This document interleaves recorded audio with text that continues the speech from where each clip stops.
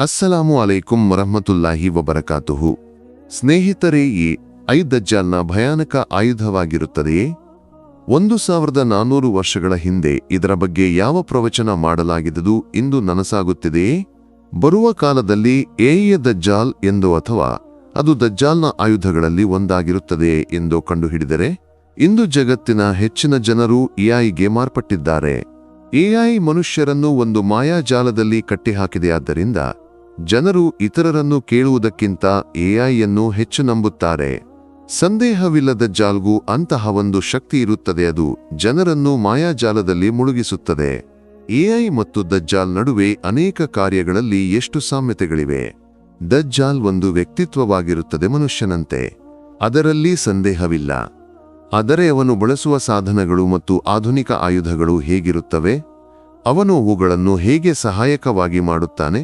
ಬಹುಶಃ ಅದರಲ್ಲಿ ಎಯೂ ಸೇರಿರಬಹುದು. ಹೇಗೆ?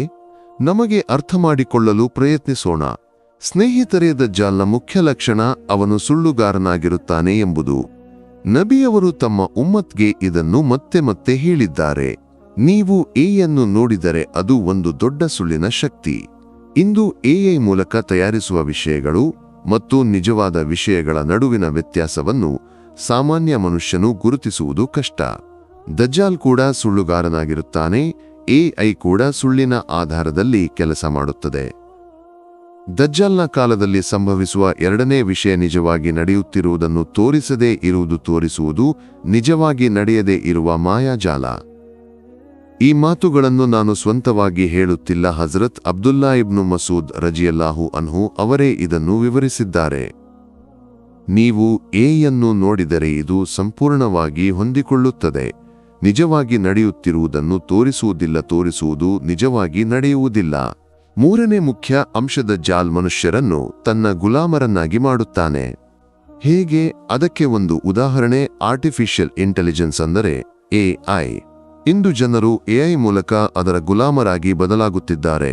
ಮನುಷ್ಯ ಅದರ ಮೇಲೆ ಅಷ್ಟು ಅವಲಂಬಿತನಾಗಿದ್ದಾನೆ. ಪೇಂಟಿಂಗ್ ಅದರಿಂದ ಮಾಡಿಸುತ್ತಾನೆ, ಚಿತ್ರಗಳು ಮಾಡಿಸುತ್ತಾನೆ, ಸಿನಿಮಾಗಳು, ಹಾಡುಗಳು ಎಲ್ಲ. ಈಗ ಜನರು ಮನುಷ್ಯರೊಂದಿಗೆ ಕಡಿಮೆ ಮತ್ತು ಎಐಯೊಂದಿಗೆ ಹೆಚ್ಚು ಮಾತನಾಡುತ್ತಾರೆ.